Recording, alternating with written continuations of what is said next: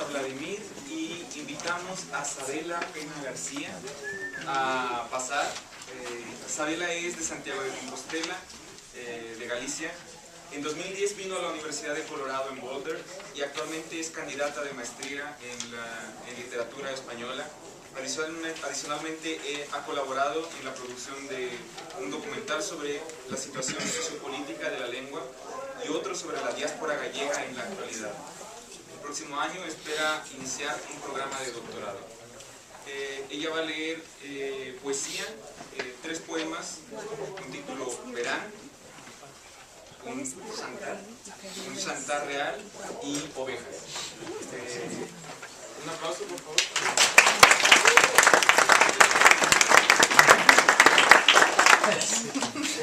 Bueno, yo voy a leer en gallego y espero que podáis entender. Los que sepan portugués no va a haber problema. E empiezo. Verán. Paseas só pola noite, cuberto de notas que fan que as túas xemas pulsen o forro do vaqueiro. Paseas de volta a casa, onde dis que ninguén te agarda, onde te agardan todas e cada unha delas. Deitadas e espertas agardan sempre por ti, pensando nos teus pasos de cabalo pola realidade oscura da noite. Sintes o frío nos beizos nus, os meus quedaron lonxe, quentes de lembranzas, fregos con forza cando se enfrían, para que non se borren os teus, e así vou adormecendo mentras ti camiñas a distancia que separa os 2 puntos no espacio. Eu camiñaría por ti a distancia entre os puntos, e caería por ti, traballaría e sofriría por ti, e sería a estúpida mártir que chora sangue das vítimas todas do mundo.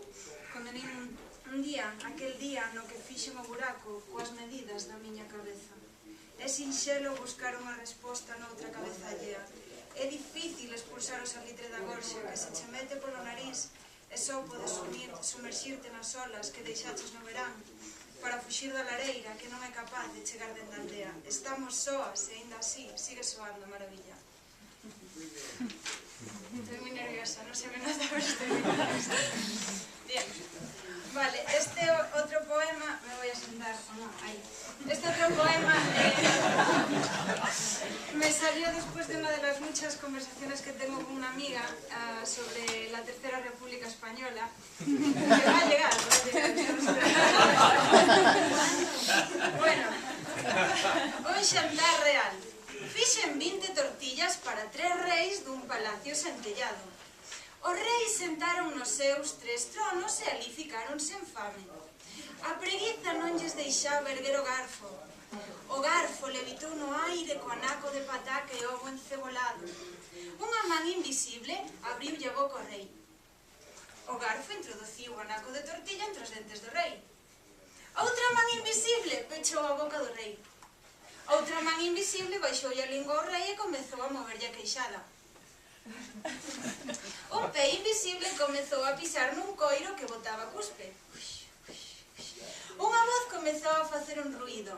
Ñam, ñam, ñam, ñam. Outra man invisible empurrou o bolo polo esófago abaixo. Outra man invisible empurrou o bolo ata o estómago do rei. Outro pé invisible comezou a pisar nun coiro que zurrichaba xugo gástrico. E así, ata que ali mesmo outra man invisible empurrou o pouco que quedou do bolo. Outra man invisible empurrou ben forte. Outra man invisible empurrou ainda máis forte.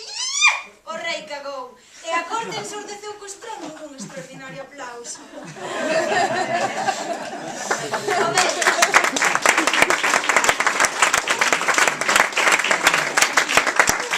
Ovellas. Unidoli, teli, catoli, vili, vilete, estaba a raíña na súa casiña, chegou o rei, rompeu o barril, barril, barrilón, contas ben que as 20 son.